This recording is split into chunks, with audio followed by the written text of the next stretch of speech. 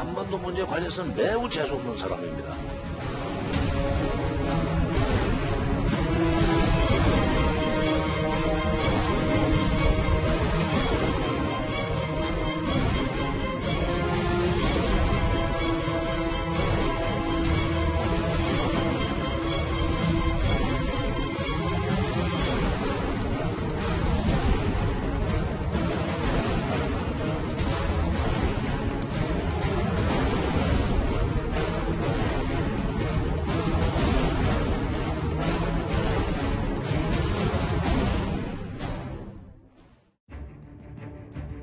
최근에 정세현 전 통일부 장관이 2차 북미 정상회담 결렬과 관련해서 이 볼턴 미 백악관 국가안보보좌관의 역할이 결정적이었을 거다라는 주장을 하면서요.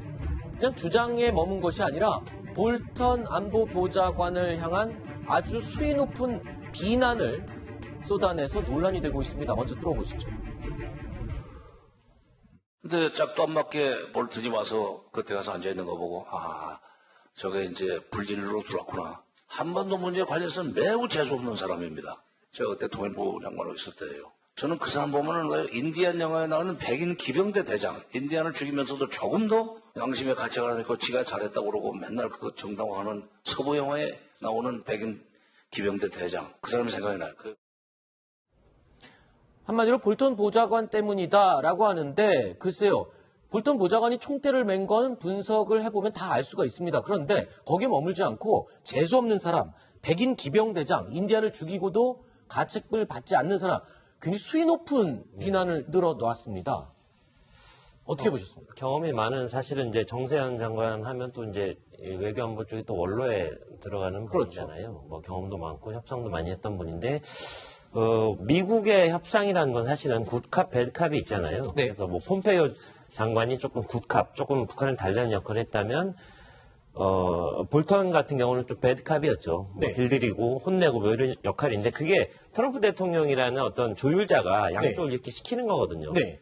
그런 면에서 이제 볼턴은 이제 그런 악역을 맡고 있는데 마치 볼턴 때문에 이게 모든 게 판이 깨졌다 이런 분석을 내놓는 건 적절하지 않아 보이고 또 한 가지는 그 상대 국의 또 동맹국의 외교 수장 아니겠습니까? 그렇죠. 바로 그 부분입니다. 정의용 안보실장이 될 텐데 그 전직 외교 관료가 이렇게 상대국의 어떤 안보실장을 저렇게 욕을 했다면 우리나라에서 굉장히 큰 반감이 있었을 텐데 그런 것까지 고려할 때 굉장히 신중하지 못한 발언이었다 이렇게 비판할 수밖에 없을 것 같아요. 방금 그 부분입니다. 그러니까 볼턴 국가안보보좌관이 결렬에 결정적인 역할을 한 거는 많은 전문가들이 예상을 했습니다. 그런데 그렇다고 해서 미국의 잘못이다, 백인 기병대장이다, 재수없는 사람이다, 그렇게 얘기를 하는 거는 글쎄요, 우리 정부 입장에서는 완전히 북한 입장에서 미국을 비난하는 입장으로 잘못 오인될 수도 있지 않는 그런 상황 아닌가요? 그렇죠. 일단은 미국 입장에서는 미국 백인들이 인디안을 많이 학살했지 않습니까?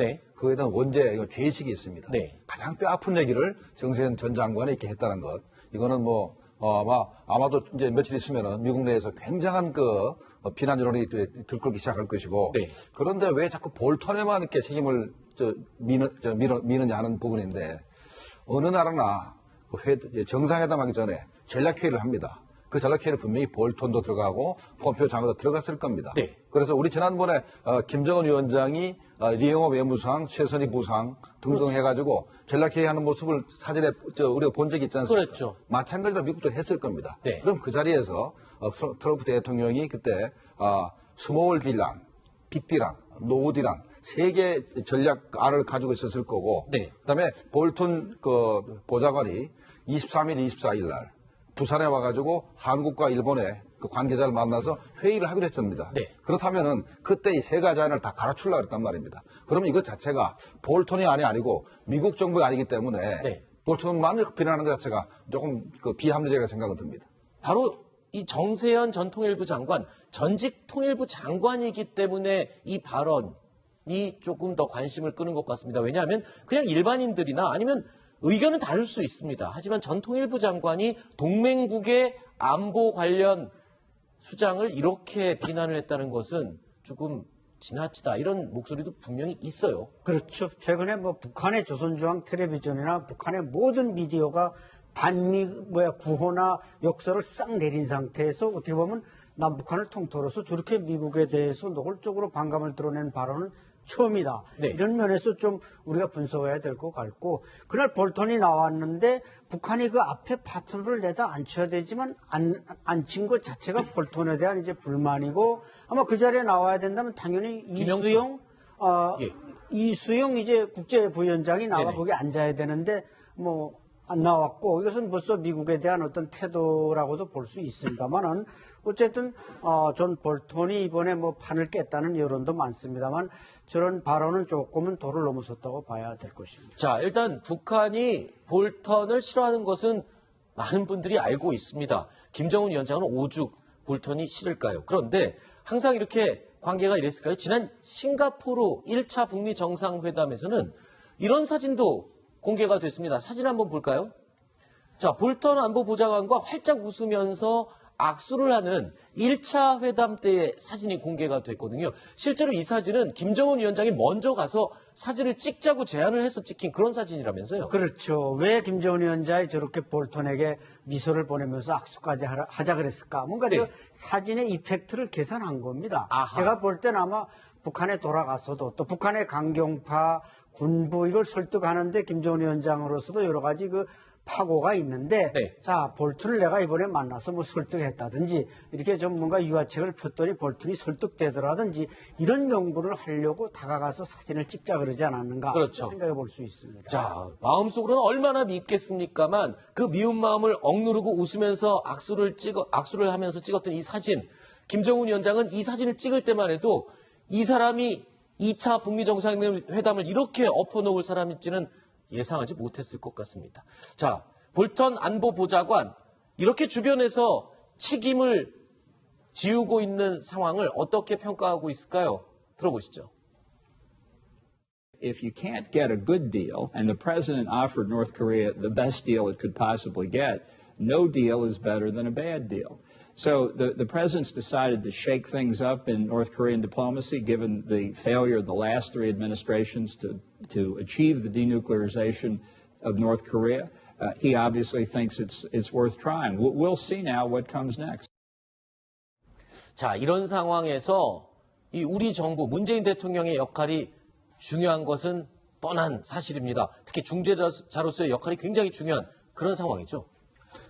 근데 지금까지 우리 대통령께서 이제 미국과 북한의 회담을 중재를 해서 사실 어떻게 보면 성공한 측면도 있습니다. 네. 그런데 이제 우리 대통령께서 북한을 설득해도 북한이 움직이지 않으니까 결국은 어떻게 외부 세계에서 보면은 우리 대통령이 계속해서 미국만 설득하는 모습을 이제 지금까지 보여줬었습니다. 그런데 이번에는 그런 모습보다는 북한이 완전한 비핵화를 할 수 있도록 우리 정부가 계속해서 노력해야만 네. 미국의 그 요구에 맞기 때문에 그렇게 돼야만 미국 간 정상회담이 다시 열릴 수 있으니까 네. 우리 대통령께서 가능하면은 북한을 좀 설득할 필요가 있다라고 생각을 합니다.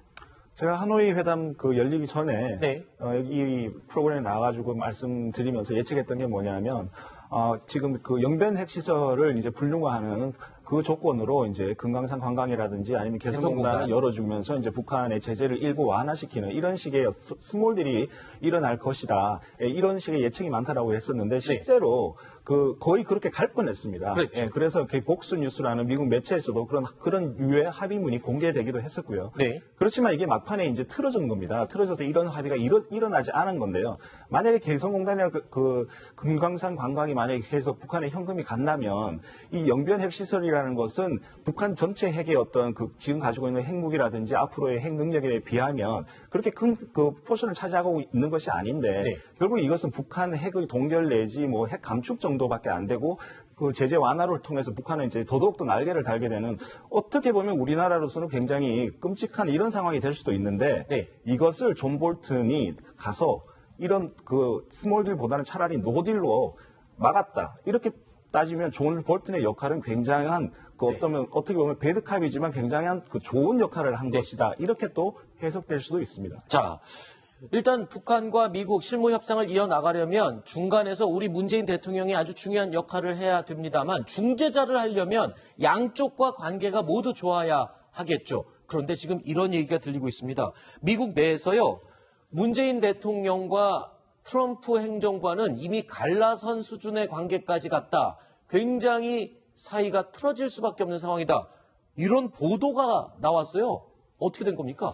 상당히 심각한 보도죠. 블룸버그 또 이제 뭐 여러 가지 월스트리트 저널 이런 매체에서 앞다퉈 저런 보도가 나오는데 이제 어떻게 보면 문재인 대통령의 중재안이 트럼프 대통령의 마음을 사로잡지 못했다는 그런 얘기가 되고요. 두 번째는 문재인 대통령의 북핵에 대한 판단과 트럼프 대통령과 미국 주류의 북한 핵에 대한 판단이 완전히 다르다. 그런 부분은 굉장히 심각한 겁니다. 그러니까 우리 대통령은 영변핵을 폐기하면 불가역적인 비핵화를 가는 거기 때문에 그걸 받아줬어야 된다. 이런 이야기를 하고 있는데 이미 트럼프 대통령은 그건 받을 수 없다. 영변만 가지고는 안 된다.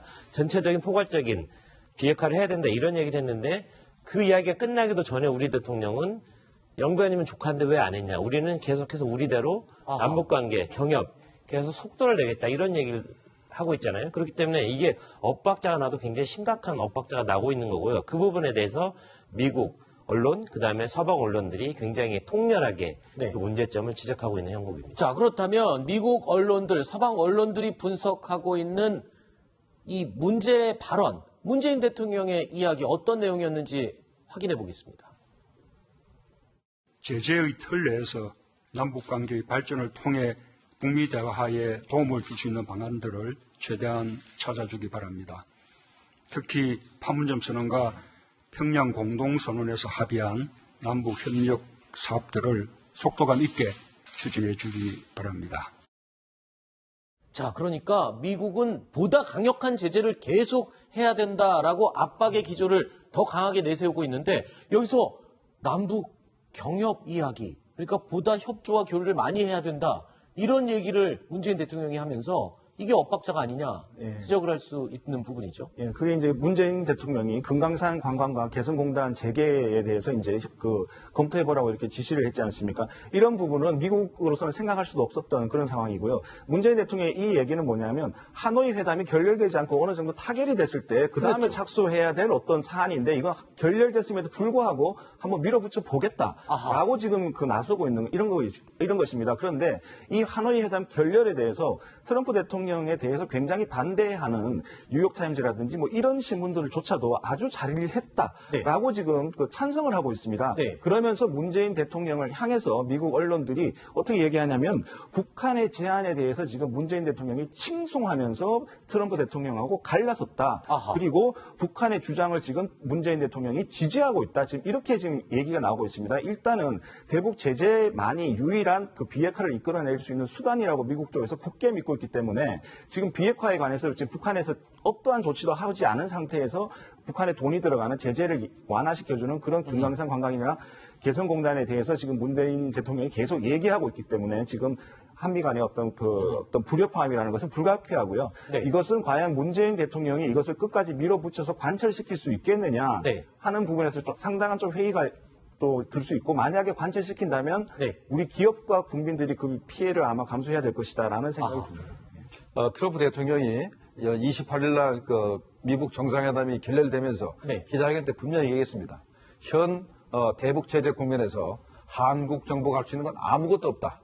라고 분명히 못을 박았기 때문에 우리 정부가 이렇게 대통령께서 지시를 했지만은 사실상 실질적으로 할 수 있는 건 아무것도 없을 것이고 또 이제 그것이 우리 경제에 우리 국민에 미치는 영향을 알기 때문에 아마도 어떤 대북 경제적인 협력도 대북 제재가 해제되기 전까지는 아무것도 할 수 없을 거로 저는 예상을 합니다. 사실 북한 비핵화 문제를 두고 미국과 우리의 속도 맞추기 또는 박자가 어그러지는 것 아니냐라는 지적들, 이게 지금 1년 가까이 계속 유지가 돼 왔습니다. 그런데 하노이 회담 이후에는 뭔가 좀 다시 좀 발을 맞출 필요가 있는 상황인데 계속 이 목소리 나오고 있네요. 그렇죠. 지적하신 대로 1년 동안 계속 엇박자였고 미국은 우리 정부에 대해서 계속 속도 조절을 주문해 왔습니다. 그러나 이제 상황은 그렇게 맞질 않았는데 결국 이제 2차 북미 정상회담이 결렬되면서 서로 가야 할 로드맵이 어떤 방식인가 하는 건 적어도 발견이 됐습니다. 따라서 우리 정부도 이제 시진핑 적어도 가까운 시일에 평양을 왔다 간다면 이런 변화된 환경에 맞게 북한과 미국 또 우리의 속도 조절을 잘해서 그리고 우리 정부가 여기서 중재자 역할을 잘해 나가야지 누구에게 뭐 책임을 떠넘기거나 맡길 상황은 아니라고 봅니다. 자, 이런 가운데 이 청와대가요, 지난달에 안보실 1차장, 2차장을 동시에 이제 교체를 했어요. 그랬는데 2차장으로 발탁된 사람이 김현종 차장이에요. 근데 통상 전문가예요. 통상 전문가. 그렇다면 이게 비핵화를 이끌 인물이라기보다는 남북 간의 경협, 경제 협력이나 교류를 더 중시하는 그런 청와대의 의지가 아니냐, 이런 지적도 있거든요. 하노이 회담을 얼마나 우리 정부가 낙관했는지를 보여주는 인사라고 볼 수 있겠습니다. 이미 하노이 회담에서 빅딜이건 스몰딜이건 어느 정도의 딜은 이루어질 것이고 한 발 더 나갈 거기 때문에 이제는 본격적으로 이제 임기가 얼마 안 남지 않았습니까? 이제 2년 반, 3년 정도 남은 상황이기 때문에 이제는 좀 남북관계 속도를 내겠다는 그런 어떤 과속에 결국 이런 인사를 낸 거 아닌가 하는 생각이 듭니다. 김현종 차장 훌륭한 분이죠. 훌륭한 분이고 이제 전문가이긴 한데 통상 전문가이긴 한데 지금 현 시점에서는 지금 우리가 계속 얘기했지만 미국과 한국 간의 한미 간의 동맹도 좀 삐걱거리는 상황이고 비핵화 조치도 제대로 잘 이루어지지 않고 있는 상황이기 때문에 거기에 대해서 다시 한번 리셋을 하고 앞으로 나가야 되는 그런 상황인데 이번 인사 과연 어떤 결과를 할지 한번 인사를 한 거기 때문에 또 되돌리기도 굉장히 어려운 부분 아니겠습니까? 네. 이게 한 가지고요. 두 번째는 대통령 입장에서 굉장히 많은 고민을 할 것 같아요. 네. 이 시점에서 김정은을 먼저 만나야 되느냐 아니면 트럼프 대통령을 먼저 만나야 되느냐. 네.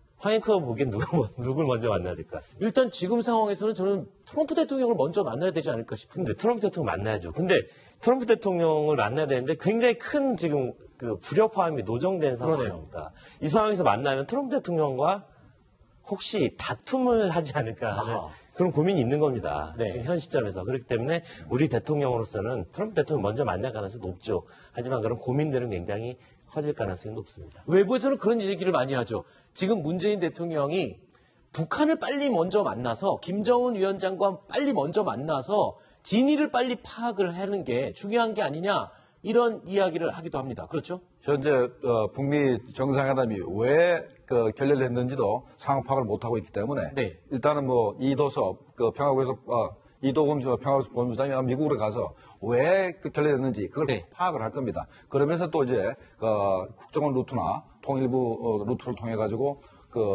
북한 입장을 이제 듣고 해서 이제 상황 파악을 분명히 할 겁니다. 상황 파악을 한 다음에 어떻게 할 것인가 하는 부분인데 아마도 미국을 설득하기 위해서는 김정은 위원장을 먼저 만나는 것을 계획하지 않겠나 생각이 듭니다.